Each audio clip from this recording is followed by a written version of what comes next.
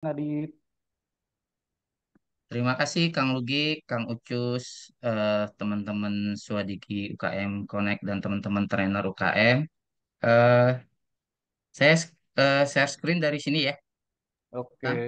Iya Ya, sendiri lah, jangan terlalu manja-manja di sini, sendiri aja, Bang. Siap. Santai, santai.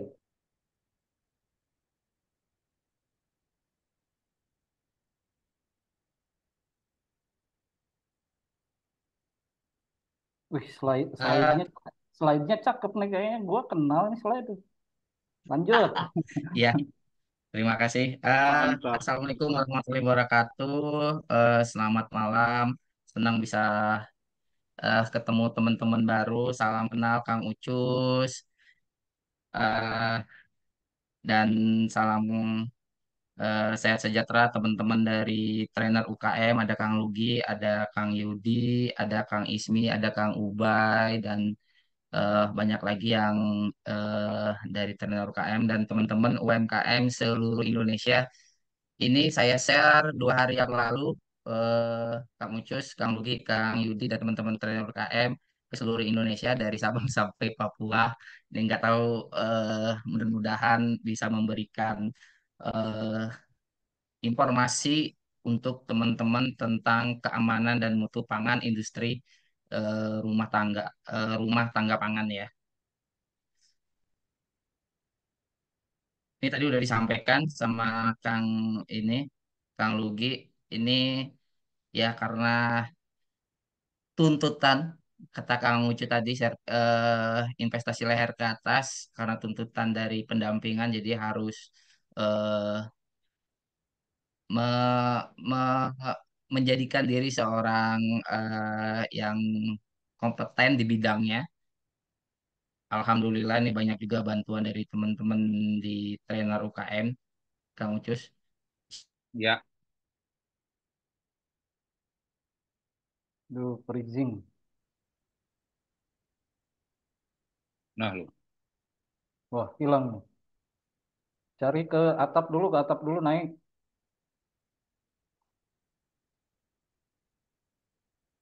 Wih. Oke, Bapak Ibu, sebentar. Sepertinya presentasinya mungkin di kaki gunung, mungkin itu apa, Bang Adip itu. Oh, Bang Adip, Maaf, maaf, maaf. ya, Bang Adip, lanjut. Udah, mudah-mudahan udah naik ke atas genteng ya.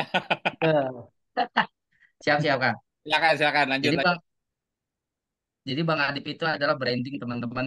Jadi karena orang Sumatera jadi Bang, nggak menghilangkan orang Sumateranya. Kalau kata mentor saya dulu yang pertama, kita harus memperkenalkan diri sebagai branding seperti makan Indomie gitu ya. Jadi kita harus branding, jadi dibikin Adi Diki Ferianto gitu. Jadi nanti teman-teman kalau ada yang manggil Bang Adi berarti itu di UMKM di Indonesia. nama panggung ya, nama panggung. Kalau lagi dangdutan kayak gitu, Adip. Benar-benar Kang. Nah, jadi kita langsung masuk ya, keamanan dan mutu pangan. Keamanan dan Ngecing. mutu pangan adalah Keamanan dan mutu pangan adalah dua konsep yang penting dalam industri makanan untuk memastikan bahwa produk makanan yang dikonsumsi oleh masyarakat itu aman, bersih, dan memenuhi standar kualitas yang ditetapkan. Saya masih banyak melihat eh, kata aman dan bersih ini yang masih kurang ya, kurang. Eh, jadi teman-teman tadi benar kata Kang Lugi, kita harus mengetahui literasi tentang perizinan berusaha eh, untuk produk-produk atau eh, makanan dan minuman yang kita produksi. Makanya yang memadai adalah jumlah cukup dan mutu keamanannya terjamin. Ini terjamin dari mana gitu. Jadi cukup cukup bahannya yang tidak menggunakan tambahan. Tadi saya baru beli eh, teh teh manis. Saya bilang sama ininya, ini pakai sari manis nggak gitu. Karena saya tidak bisa memakan sari manis gitu. Oh, Karena kalau kelebihan juga itu bakalan memicu untuk penyakit kanker ya teman-teman. Enggak, ini eh, gula asli kayak gitu. Nah, berarti saya yang terpercaya walaupun itu ya eh, pedagang kaki lima ya teman-teman. Nah, pedagang kaki lima seperti itu tadi kata Kang Ucus juga nanti ada wajib halalnya. Terus hmm. mutu dan keamanannya terjamin. Cara buatnya bener nggak pakai menggunakan misalnya kalau teh tadi tehnya basi nggak gitu. Karena saya pernah juga minum minum jamu gitu. Minum jamu, habis minum jamu itu langsung eh, diare gitu. Jadi langsung sakit 3 hari. Nah itu keamanannya tidak terjamin. Jadi jangan nanti teman-teman memproduksi itu keamanannya tidak terjamin karena ya ini makanan dan minuman yang kita buat selama ini ya untuk manusia gitu teman-teman. Jadi harus jamin eh, dari mutu dan keamanannya. Nah, mutu pangan itu apa sih? Mutu pangan adalah nilai yang ditentukan atas dasar kriteria keamanan pangan, kandungan gizi, dan standar perdagangan terhadap bahan pangan, makanan, dan minuman. Biasanya eh, kalau kriteria keamanan pangan itu gimana sih? Nanti kita bahas. Terus ada kandungan gizi. Nanti teman-teman bisa melihat ini kandungan gizi atau nutrition fact ya. Itu biasa ada. Terus standar perdagangannya gimana? Kalau misalnya untuk standar perdagangan, misal ke hanya Indonesia atau ke luar negeri itu bahan pangan itu kalau untuk di dalam negeri bisa CPPOB atau nanti kalau untuk ke luar negeri bisa HACCP dan eh, legalitas-legalitas lainnya yang diminta untuk negara tujuan ekspor. Terus untuk keamanan pangan adalah kondisi dan upaya yang diperlukan untuk mencegah pangan dari kemungkinan cemaran biologis. Jadi cemaran itu ada biologis, kimia, dan benda lain yang dapat mengganggu, merugikan, dan membahayakan kesehatan manusia. Nah, seperti itu. Kayak tadi eh, apa yang saya minum gitu atau jamu. Nah, itu pasti kena ke biologis karena kurang bersih. Nanti kita lihat apa sih biologisnya. Terus keamanan dan mutu pangan. Bahaya pada pangan itu apa? Terus pentingnya memahami karakteristik bahan pangan. Terus bahaya pangannya juga. Nah, di sini bahaya pada pangan itu ada sumber-sumber bahaya. Ada tadi bahan kimia, ada bahan mikrologis, dan bahan-bahan fisik. Nah, nanti kita akan bahas yang bahan kimia, bahan mikrobiologis, dan bahan fisik. Bahan mikrologi itu potensi bahaya mikrologi berupa bakteri. Bakteri itu bisa ini ya salmonella, terus virus dan protozoa. Potensi bahaya mikrologi berupa infeksi dan intoksikasi dari pangan tercemar. Ini teman-teman kalau misalnya bahasanya memang ini bahasa kesehatan ya. Jadi kita Hmm. harus memahami nanti bisa dicari apa sih ini gitu ya. Nih, ada beberapa mikroba patogen. Ada ini ada banyak ya. Ini hanya ada 12. Ada Shigella dysenteria, ada Salmonella typhi, ada Vibrio chlorella, cholera, ada Staphylococcus aureus, ada Entamoeba histolytica, ada virus hepatitis A, ada Salmonella typhimurium dan E. coli. E. coli. E. coli ini yang dari ini ya, eh, yang areanya yang kotor. Nah, ini biasanya ada E. coli, ada Clostridium, ada Bacillus, ada Toxoplasma dan Norovirus. Terus di sini ada contohnya Shigella dysenteria itu melepaskan eksotoksin yang membahayakan usus dan sistem saraf pusat. Nah, diare ini yang menyebabkan adalah bakteri Shigellosis dan yang menyebabkan koma atau meningismus. Jadi yang saya tadi itu langsung jamu berarti ini ya. Jadi teman-teman hati-hati. Jadi harus bersih, nggak mesti harus pakai ini ya, apa namanya, alkohol atau apa. Yang penting intinya bersih aja teman. Ya. Ini Nanti jam ada beberapa kasus ah, keracunan. nanti Ada kalau 300 warga Cimahi keracunan, atau kita sering pernah mendengar di pesta itu ada keracunan makanan, setelah itu muntah-muntah. Nah, seperti itu. Terus ada 72 kejadian luar biasa keracunan pangan di Indonesia tahun 2022. Terus ada keracunan makanan untuk anak-anak SD. Nah, ini hati-hati, anak SD itu eh, banyak banyak banyak pengawet, banyak pemanis, banyak apa lagi. Jadi sebenarnya seperti itu ya. Jadi hati-hati untuk anaknya. Di Sukabumi ada keracunan jajanan anak juga. Terus ini di Tasik Garut diduga keracunan makanan nih. Bahaya, duanya meninggal. Jadi nanti kalau misalnya makanan teman-teman yang diproduksi itu atau UMKM makanan minumannya ini makan apa, produsennya siapa, langsung ditanya.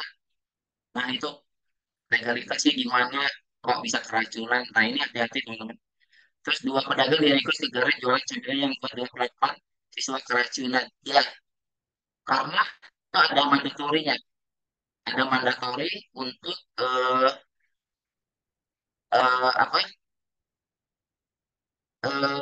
keamanan pangan ini sudah masuk mandatori kalau misalnya nanti yang dilihat, yang di tracing atau di tracking itu adalah pedagangnya atau ownernya yang buat itu siapa. Pasti bakalan diringkus. Nah, itu teman-teman hati-hati, gak apa-apa kita memiliki legalitas, kita mengetahui literasi tentang legalitas, keamanan, harus aman ya.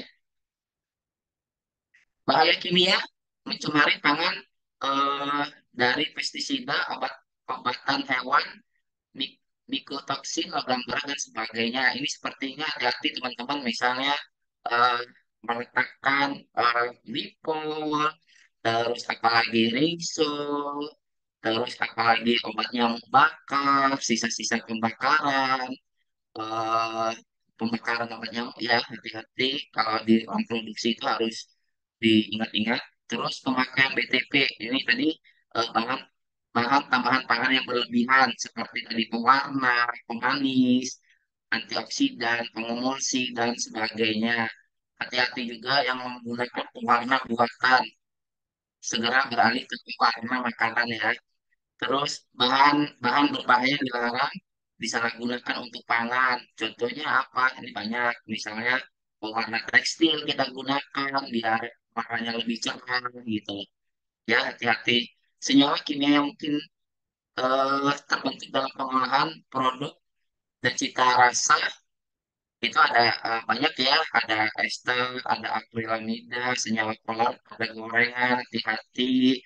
eh, Apakah masih ditemukan kalau untuk di gorengan itu plastiknya dimasukin ke katak terus dicelupkan gitu, apakah masih ada gitu ya, hati-hati dan sebagainya. Ini bahaya kimia ya. Terus nih bahaya fisik, hati-hati yang menggunakan makanannya masih di staples itu hati-hati karena di saya pendampingan kamu yang pakai staples itu eh, saya kode keras. Saya tunggu eh, produknya untuk selanjutnya apakah masih pakai staples lebih baik di ini aja masih pakai manual lah, pakai lilin gitu ya, itu masih aman. Tapi kan bahayanya asapnya itu ya nanti teman-teman, jadi kalau bisa disiler lah gitu. Terus ada ranting, ada staples, ada kerikil, ada serpihan kaca dan lain-lain. Biasanya kerikil ya di nasi itu biasanya banyak. Terus biasanya rambut, hati-hati eh, teman-teman kalau produksi eh, hati-hati juga bahan-bahan sekitarnya dijaga. Nih hati-hati yang bahaya fisik. Harusnya mengenal cemaran mikrotoksik pada produk hasil pertanian. Ini di sini Kang Ucus, tim dari trainer di sini juga ada eh, teman-teman dari petani milenial Provinsi Jawa Barat.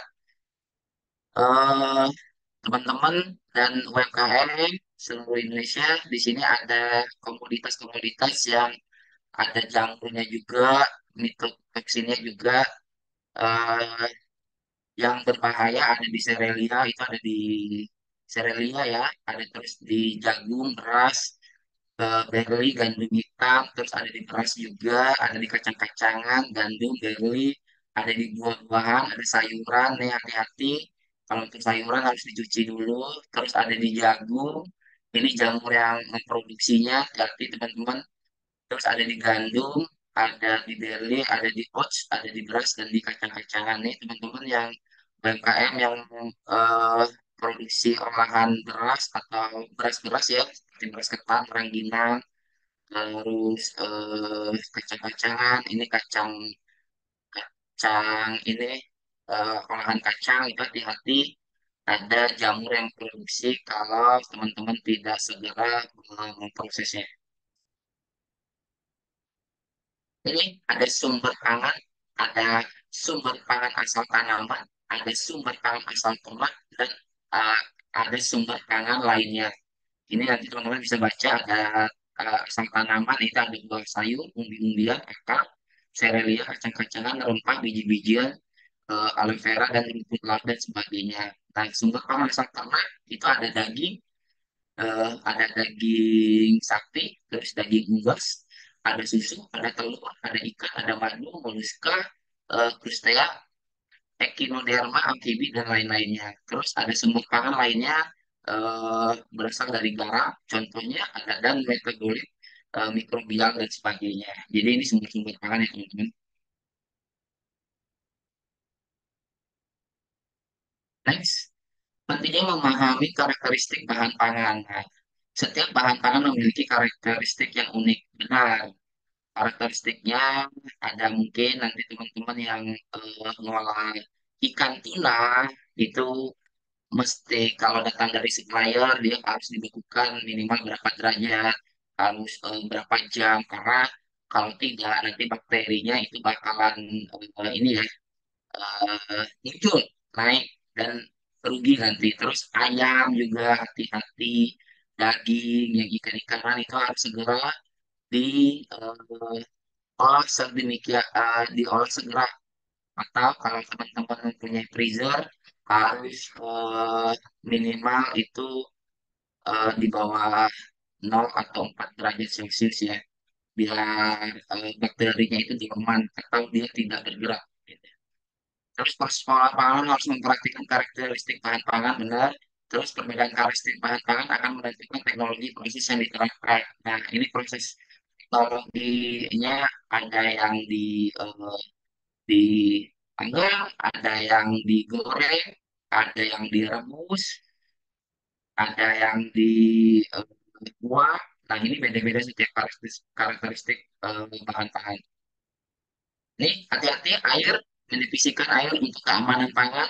Biasanya yang halal reguler nanti pasti akan ada atau yang ininya CPPUB dan masak ini akan diminta untuk tes lab untuk air, yaitu apa itu kadar air menggambarkan kandungan air yang terdapat dalam bahan pangan berapa persen tidak menggunakan aktivitas biologisnya. Kadar air misal kopi atau padi kadar airnya hanya 10%. Berarti itu bisa dicek teman-teman pakai alat kadar airnya berapa persen. Seperti itu. Karena kalau kadar air ini dalam penyimpanan bahan baku atau bahan pangan tinggi, itu bakalan merusak ini tersebut.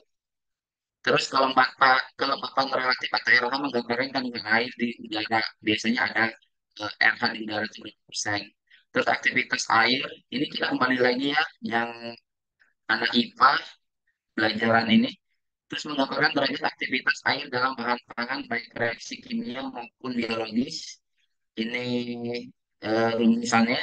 Terus aktivitas air paling umum digunakan sebagai kriteria untuk keamanan pangan dan kualitas pangan. Air tidak terdistribusi secara merata homogen dalam bahan pangan, derajat keterikatan yang berbeda-beda.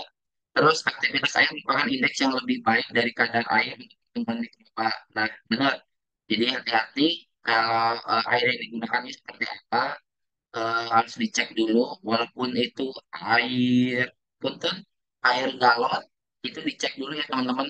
Karena dari pantauan saya, analisa saya, itu pengusaha air galon jarang banget ini kan karena mahal atau gimana tes lab airnya itu ke dinas kesehatan itu sangat penting ya kalau untuk pengusaha pengusaha air galon atau isi ulang mohon dengan sangat 6 bulan sekali diperiksa airnya.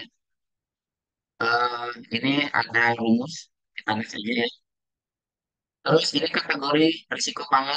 Kategori risiko pangan mencakup berbagai potensi ancaman atau bahaya yang dapat terkait dengan produksi, pengolahan, distribusi, dan konsumsi pangan. Jadi setiap pangan itu kategori risiko pangannya berbeda-beda. Identifikasi dan manajemen risiko pangan sangat penting untuk memastikan keamanan dan kesehatan masyarakat. Ini kita lihat, ini ada piramida di sebelah kanan. Nanti kita lihat apakah piramidanya itu. Ini, ayo, siapa yang masuk ke risiko tinggi, risiko tinggi, risiko sedang, ini tinggi sedang ya, yang sebelah kiri ada nugget, bakso dan sosis. Terus ada yang risiko tinggi, hati-hati, eh, setiap teman-teman itu legalitasnya berbeda-beda. Kalau yang PIRT itu eh, yang apa, yang seperti kerupuk, apalagi kue kering, keripik, tadi ada yang nanyain sebelum acara bang, mozzarella bisa nggak untuk PIRT? Nggak bisa, karena itu kan olahan susu, jadi harus masuk Bepom. Benar ya, hati-hati. Jangan salah menggunakan legalitas pada produk kita. Jangan memaksakan, karena regulasinya sekarang sudah sangat ketat. Kalau misalnya eh, apa agak berat, pelan-pelan aja by proses ya. Ini ada bahan berisiko rendah, ada emping, ada abon, kue kering, dan keripik. Hanya bahan risiko rendah yang boleh diproduksi oleh IRTP atau SPP IRT atau PIRT. Nah ini teman-teman hati-hati, jangan memaksakan. Terus bahan berisiko sedang, ini ada susu bubuk, ada cake, basah, ada roti, roti. Ini nggak perlu PIRT ya. Terus ada pangan berisiko tinggi juga ada nugget, bakso, sosis. Terus pangan olahan tertentu ada pangan steril komersial, ada pangan yang diproses dengan pasteurisasi, pangan yang diproses dengan pembekuan. Nah ini teman-teman yang produksi pangan berisiko tinggi wajib BPOM. Tapi pelan-pelan aja prosesnya. Tetap dilalui dan literasinya diperbanyak. Seperti itu.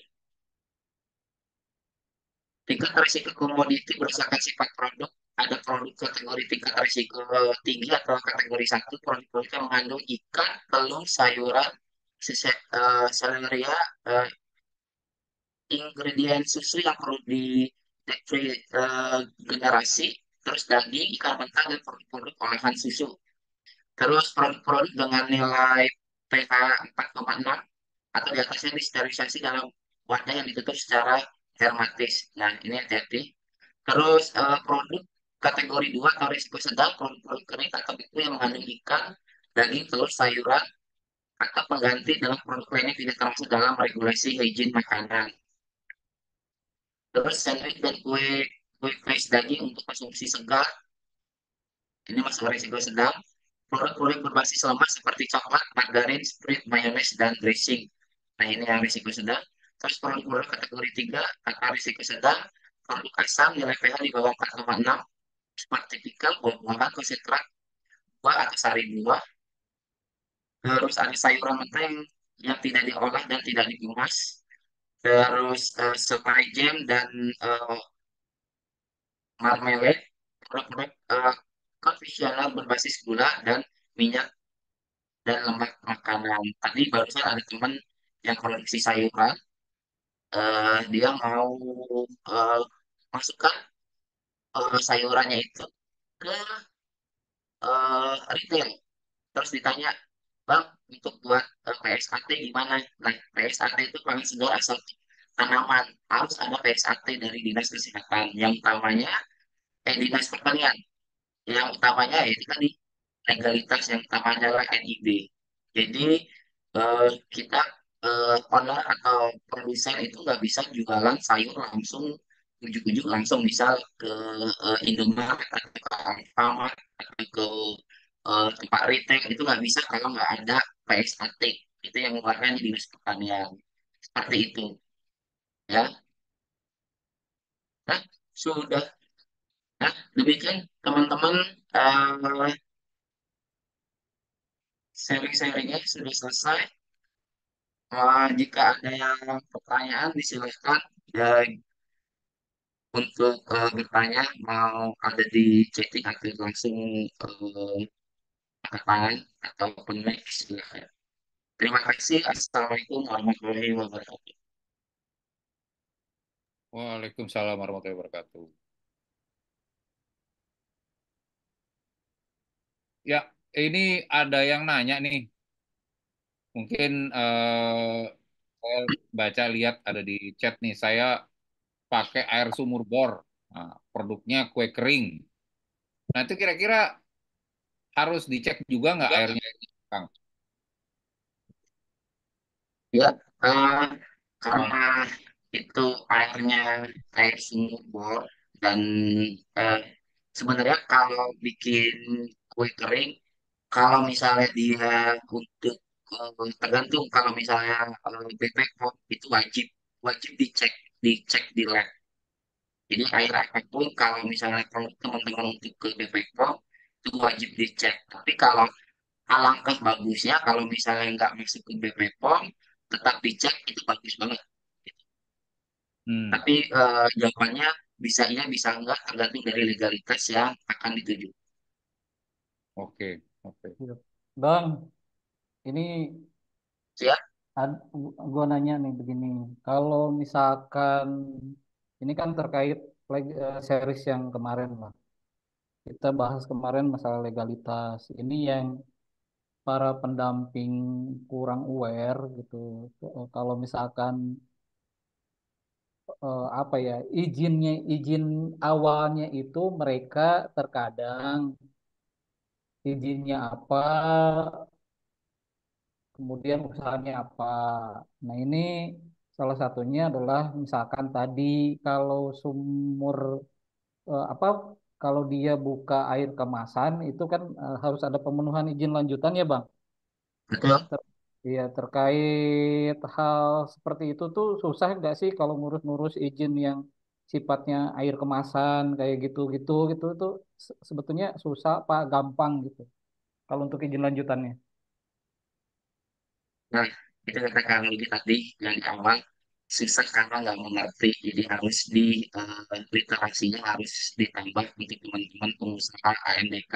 Kemarin juga ada teman-teman dari Tasik menanyakan proses untuk AMDK itu gimana. Apakah hanya bisa hanya legalitas itu aja, tidak bisa teh karena regulasinya harus itu harus CPPNB gitu.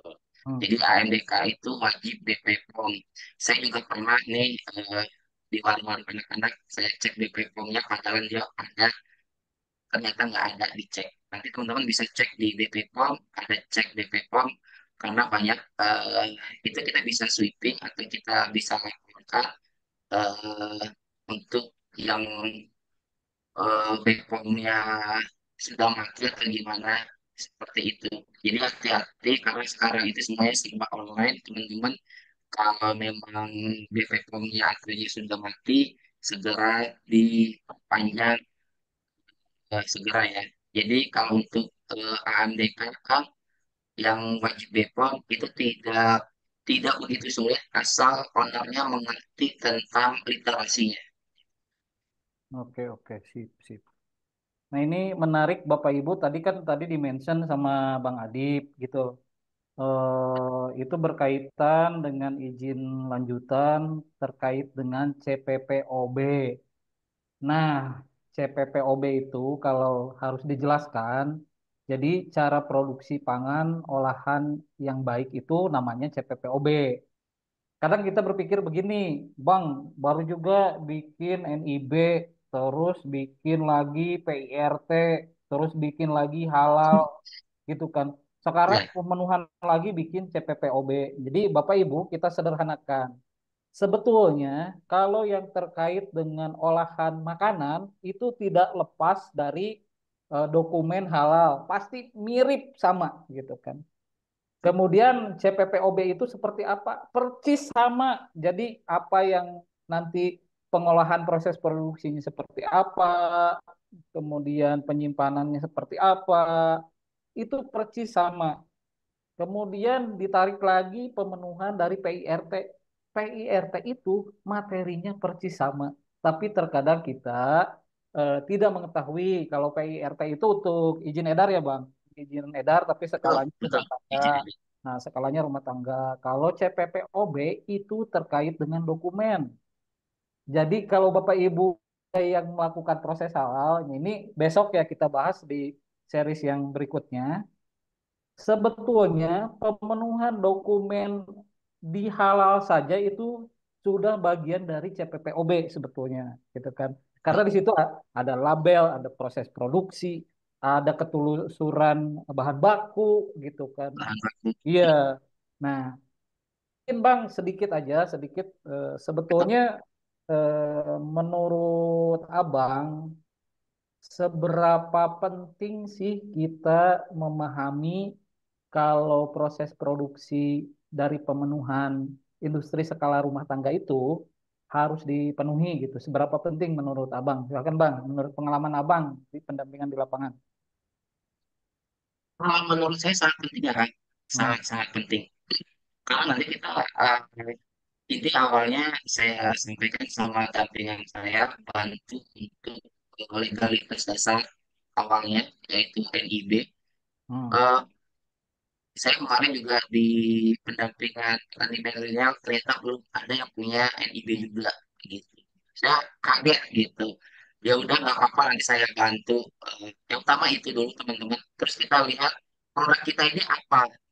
Jangan nanti produk kita misalnya yang kemarin itu yang kena banned sama pemerintah ada cilok disuruh bikin BPOM kan lumayan ya itu seperti itu gitu karena dia harus jualan juga gitu saya bilang nggak perlu kan cuman akan itu kalau misalnya cilok atau siomay kering yang penting juga katakan lagi tadi NIB halal terus uji mutu maki seperti itu harus di ketahui legalitas apa aja yang dipunyain seperti itu memang ujung-ujungnya nanti kita juga ke DP POM ya atau CPPUB tapi itu kan butuh proses yang enggak sedikit gitu karena Hmm. yang eh, pengusaha menengah aja kadang-kadang dia butuh proses 3 sampai 4 tahun teman-teman gitu untuk proses BP POM kemarin di Kabupaten Bandung ada yang kopi mau BP POM dia belajarnya sampai 2 tahun jadi sangat-sangat penting ya untuk legalitas produk eh, kita apalagi kita sekarang sudah apa ya sudah dilirik oleh dunia tentang halal. Nah, hal Hmm. ini hati-hati teman-teman harus segera karena nanti PKL juga bakalan di iniin. Jadi teman-teman saling mengingatkan aja untuk di samping-samping rumahnya tetangga sekitar keluarga yang usaha minimal bikin NIB dulu lah gitu. Nanti kalau nggak bisa bikin NIB, gimana nanti bisa eh, kontak Swadigi, Kang Ucus, atau trainer UKM. Kita bisa ini bantu, atau nanti ke Bang Arif juga by WA, kita bisa secara online gimana gimana ininya. Utamanya halnya harusnya NIB dulu, Bang. Jadi jawabannya sangat-sangat penting. Oke, siap. Thank you, Bang. Jadi Bapak Ibu sekalian perlu dipahami awal gerbang dari sebuah izin usaha yang berkaitan dengan izin-izin lanjutan itu terintegrasi di satu aplikasi namanya OSS RBA. Nah, ini Bapak Ibu bisa mengakses oss.go.id, tetapi yang perlu ditekankan adalah Bapak Ibu tuh harus memahami dulu kira-kira eh, kalau usaha itu kalau menurut Coach Nopi itu jangan iseng. Jadi tiba-tiba gak punya pekerjaan, tiba-tiba usaha, tapi harus memang tahapannya itu direncanakan. Salah satunya adalah legalitas itu adalah bagian dari rencana ke depan bagaimana Bapak Ibu bisa mengembangkan usaha. Jadi kalau sedikit diulas, NIB tersebut itu berkaitan dengan izin-izin lanjutan yang begitu luar biasa. Bapak Ibu salah menentukan KBLI berarti akan salah juga memaintenance ataupun mengurus izin-izin lanjutannya. Misalkan sudah tahu Bapak Ibu itu usahanya itu di skala mikro. Tapi tiba-tiba Bapak Ibu itu membuat skala usaha yang nomor KBLI-nya atau klasifikasi baku industrinya itu di KBLI yang berbasis resiko. Nah, memang NIB-nya akan keluar, tetapi ada pemenuhan izin sekitar antara 60 sampai 90 hari yang memang harus ditindak lanjut. Nah, Bapak Ibu kira-kira ada yang ingin ditanyakan nggak sejauh ini terkait dengan keamanan pangan itu seperti apa, pemenuhan di legalitas itu seperti apa? Silakan ada yang